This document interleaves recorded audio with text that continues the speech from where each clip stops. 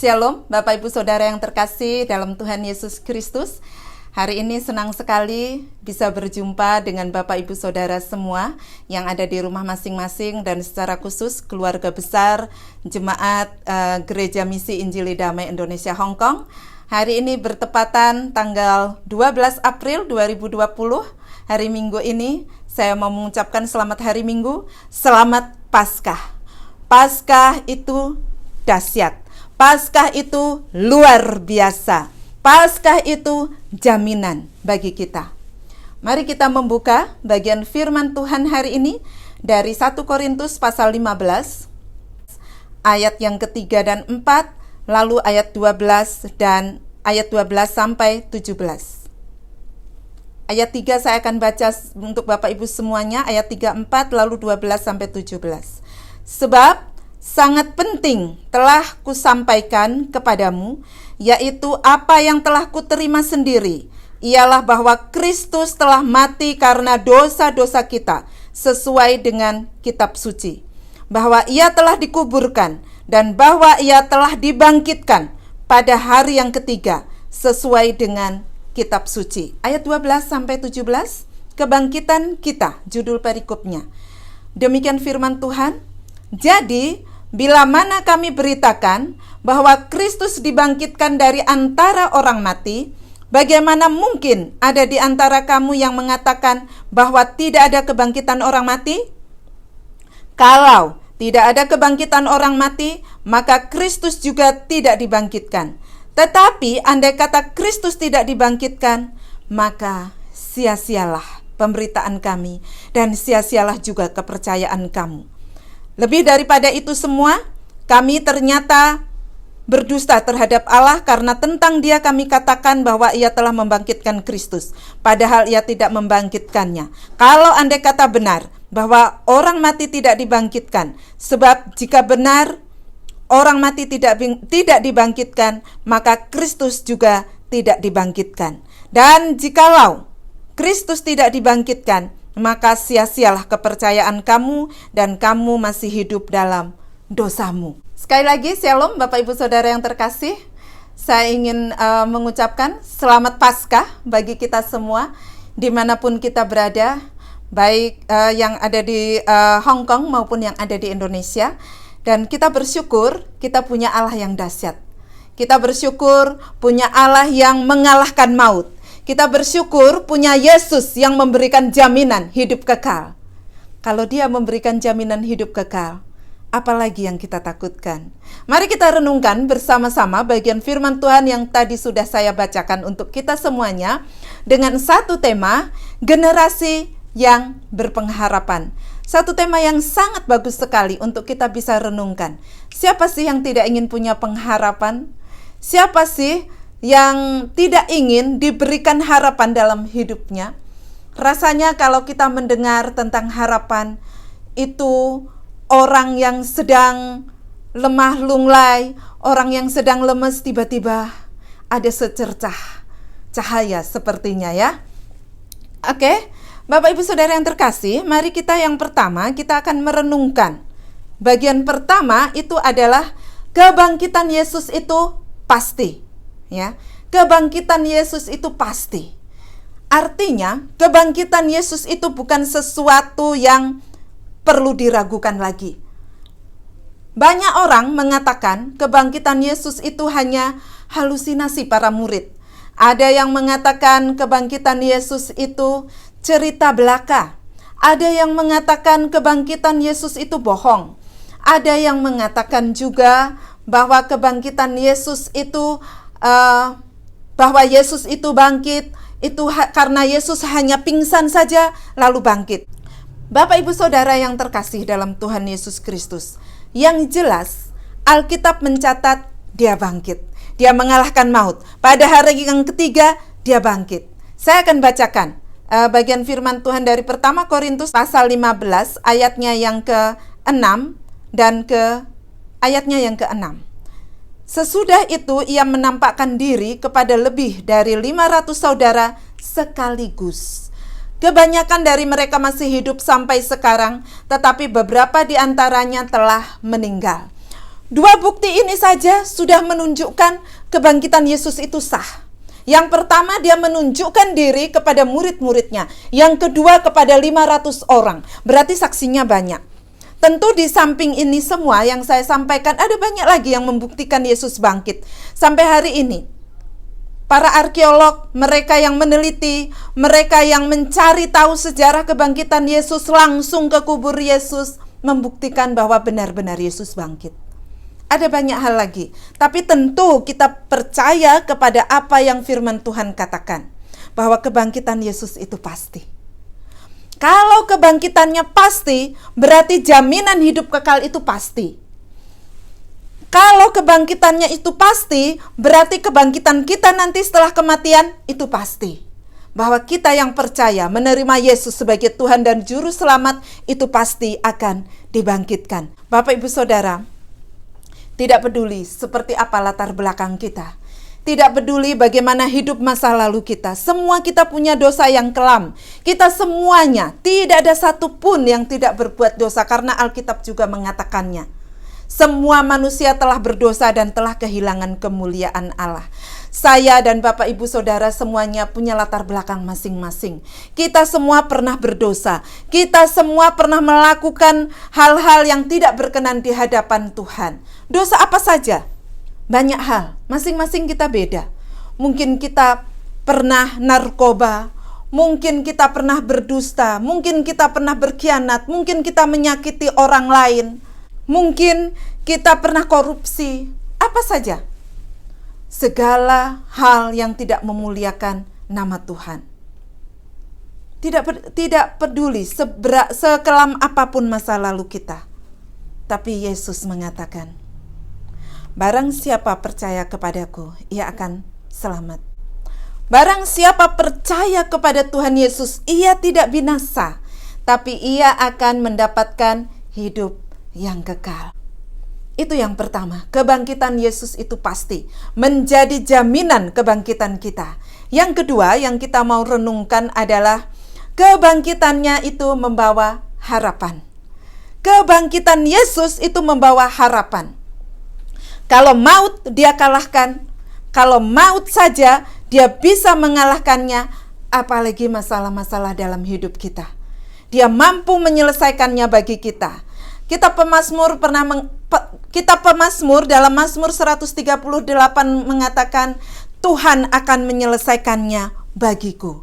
Dosa kita sudah Dia selesaikan di atas kayu salib. Dosa kita yang menghambat kita untuk masuk surga. Dosa kita, masa lalu kita, semuanya Dia selesaikan dengan sempurna di atas kayu salib. Apalagi masalah-masalah kita di dunia ini. Mungkin di antara kita sedang terlilit hutang. Mungkin di antara kita sedang disakiti.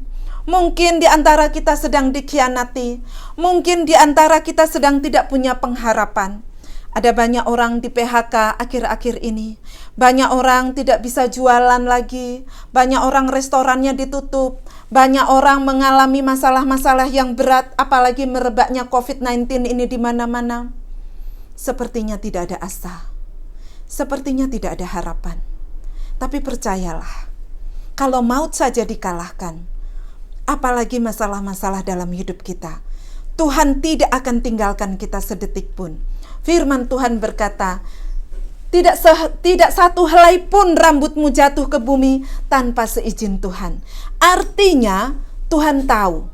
Tuhan tahu apa yang terjadi dalam hidup kita. Apakah Dia tidak tahu? Pada saat kita mengalami pergumulan berat, apakah Dia tidak tahu pada saat kita ditinggalkan oleh orang-orang yang kita kasihi? Apakah Dia tidak tahu pada saat kita pada saat kita kekurangan, pada saat kita tidak punya uang, pada saat tidak ada pekerjaan? Apakah Dia tidak tahu? Semua Dia tahu. Bapak Ibu Saudara, memang selagi di dunia ini banyak masalah berat yang kita hadapi. Yang masih sekolah mungkin merasa sulit, kadang-kadang punya teman yang membuli kita.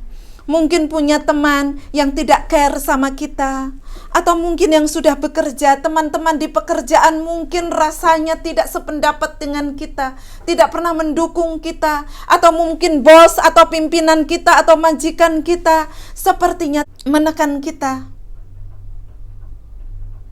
Mungkin mereka tidak sesuai dengan harapan kita. Ada banyak pergumulan yang Tuhan izinkan terjadi dalam hidup kita. Sekali lagi Bapak Ibu Saudara, ada harapan dalam Tuhan. Dunia tidak bisa memberikan harapan apapun, apalagi dengan situasi yang saat ini terjadi. Saya semakin merenungkan Bapak Ibu Saudara. Ternyata uang, pekerjaan, kedudukan, sahabat, teman, keluarga, semuanya tidak bisa diandalkan. Tepat seperti firman Tuhan katakan, berbahagialah orang yang mengandalkan Tuhan. Ia akan diberkati. Dalam masa-masa yang tidak mudah seperti ini, kita tahu semuanya itu tidak menjanjikan apapun. Tapi Yesus tetap sama. Dahulu, sekarang, sampai selama-lamanya, Dia tetap bisa diandalkan. Kebangkitan Yesus menjadi harapan bagi kita. Kebangkitan Yesus menjadi harapan bagi kita. Ya, tentu banyak peristiwa-peristiwa yang tidak mengenakan terjadi dalam hidup kita. Tahun 2004 saya sempat ke Aceh. Ada satu kisah yang menyentuh sekali. Ada satu anak yang kehilangan orang tuanya, kehilangan keluarganya, dan itu tentu tidak mudah. Ada banyak peristiwa yang tidak mudah dalam hidup kita. Tapi bersyukur, melalui peristiwa ini dia diangkat oleh satu keluarga yang pada akhirnya membuat dia mengenal Yesus. Pada saat peristiwa pahit terjadi dalam hidup kita, kita belum mengerti Bapak Ibu Saudara. Ada banyak kesaksian bagaimana anak Tuhan diberikan keberhasilan, diberikan kemenangan melewati peristiwa-peristiwa pahit. Mungkin saat ini Bapak Ibu Saudara sedang mengalami peristiwa yang menurut kita itu tidak enak. Tetapi tetaplah andalkan Tuhan. Karena di dalam Yesus ada harapan. Mungkin kita belum mendapatkan jodoh yang masih single. Kok aku jomblo terus sibuk? Kok aku sudah berdoa? Kok saya sudah meminta sama Tuhan kok masih jomblo? Tetaplah berpengharapan sama Tuhan Yesus. Karena Dia akan memberikan tepat pada waktunya. Siapa tahu dalam proses-proses yang kita hadapi saat ini, bukan hanya tentang masalah teman hidup, bukan hanya tentang kejombloan, bukan hanya tentang ketidakada pekerjaan, bukan hanya tentang pergumulan-pergumulan yang berat, tentang pengkhianatan, tentang perselingkuhan, apapun itu bisa terjadi di dunia ini. Tetapi percayalah, dalam situasi yang sulit, Tuhan izinkan itu supaya kita menjadi orang yang benar-benar tangguh, menjadi orang yang benar-benar hebat. Jikalau kita memang hidup takut akan Tuhan, kita masih mengalami peristiwa-peristiwa itu, ada maksud Tuhan yang mulia. Tetaplah berjalan dalam proses itu Bapak Ibu Saudara. Yang ketiga sebagai penutup, tetaplah setia dalam mengikut Yesus dan melayani Tuhan Yesus. Tuhan Yesus menjadi teladan yang sempurna dalam hidup kita. Bahkan firman Tuhan di dalam kitab Filipi dikatakan, ia taat, bahkan taat sampai mati. Hendaklah itu menjadi komitmen bagi kita. Sekarang kesetiaan itu menjadi barang langka Bapak Ibu Saudara. Ada banyak orang mengatakan, kalau orang setia itu, menemukan orang setia itu seperti menemukan jarum yang jatuh di pasir. Mungkin nggak di pasir kali ya, lebih dalam lagi, jarum di laut, entah di mana lah pokoknya. Yang jelas, kesetiaan itu menjadi barang langka. Barang langka itu hanya ketemu di museum ya. Tetapi, Tuhan menghendaki kita untuk setia. Tuhan menghargai kesetiaan dan Tuhan menghendaki kita setia. Firman Tuhan dalam kitab Amsal mengatakan banyak orang menyebut diri baik hati, tetapi orang yang setia siapakah menemukannya? Dalam kitab Wahyu juga mengatakan demikian. Hendaklah engkau setia, maka engkau akan mendapatkan mahkota kehidupan. Tuhan menghargai dan menghendaki orang yang setia. Memang tidak mudah untuk menjadi orang yang setia. Makanya dunia mengatakan untuk menjumpai orang yang setia itu seperti mencari jarum di dalam lautan atau mencari jarum di dalam pasir. Artinya sulit. Tapi itu yang Tuhan kehendaki. Karena itulah memang kekristenan. Kekristenan itu bukan tentang happy-happy saja. Kekristenan itu bukan tentang berkat-berkat jasmani saja. Kekristenan itu bukan tentang hal-hal yang nikmat saja. Kekristenan itu bukan tentang jalan yang lebar. Kekristenan itu bukan hal-hal yang kalau kita berdoa lalu dijawab doa kita, kita bilang puji Tuhan, Tuhan menjawab doa saya. Kadang-kadang basa-basi kita ini banyak Bapak Ibu Saudara. Kalau kita berdoa, lalu doa kita dijawab, kita senang. Tuhan luar biasa, Engkau Allah yang baik, Engkau Allah yang dahsyat. Kalau kebutuhan hidup kita dijawab oleh Tuhan, wah haleluya, Tuhanku dahsyat, Tuhanku luar biasa. Kalau kita naik pangkat atau gaji kita naik, luar biasa, Yesusku ajaib. Tapi entar ada pergumulan sebentar saja, wah Tuhan kenapa ini terjadi? Tuhan di manakah Engkau? Kita sering ya basa-basi kita begitu ya sama Tuhan ya. Padahal kekristenan bukan tentang itu Bapak Ibu Saudara. Kekristenan adalah tentang kualitas hidup kita di hadapan Tuhan.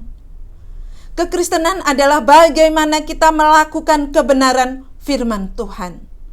Mari kita lihat bagaimana kesuksesan menurut firman Tuhan. Kalau kita ingat firman Tuhan mengatakan, berbahagialah orang yang kesukaannya ialah Taurat Tuhan dan merenungkan itu siang dan malam. Artinya, ukuran kebahagiaan menurut firman Tuhan itu adalah kalau kita melakukan firman Tuhan. Jadi kebahagiaan kita bukan tergantung seberapa banyak harta yang kita miliki, bukan tergantung seberapa banyak gaji yang kita dapatkan, bukan tergantung seberapa banyak orang menghargai kita. Kebahagiaan itu adalah ukurannya kalau kita merenungkan firman Tuhan siang dan malam. Dan kesuksesan atau keberhasilan anak-anak Tuhan itu adalah kalau dia menjadi pelaku-pelaku firman Tuhan. Itulah kesuksesan kita. Itulah keberhasilan kita. Jadi ukuran kekristenan, keberhasilan anak-anak Tuhan itu adalah ketika dia melakukan firman Tuhan. Itu pemazmur mengatakan seperti itu. Jadi Bapak Ibu Saudara, bagian yang ketiga ini sangat memberkati sekali. Hendaklah kita setia melayani Tuhan. Hendaklah kita setia mengikut Tuhan. Sekalipun itu tidak mudah. Sekalipun mungkin dunia tidak menghargainya. Mungkin di mata manusia itu biasa. Mungkin di mata manusia kalau kita sering ke gereja, kalau kita melayani Tuhan, kalau kita menjadi anak Tuhan yang takut Tuhan dan melakukan dosa, mungkin menurut ukuran dunia kita aneh. Tapi engkau berharga di mata Tuhan. Tapi itu berharga di mata Tuhan. Itu sangat-sangat berkenan kepada Tuhan. Biarlah 3 bagian firman Tuhan ini, kita renungkan ini, itu menjadi perenungan yang dalam bagi kita. Untuk setia itu tidak mudah.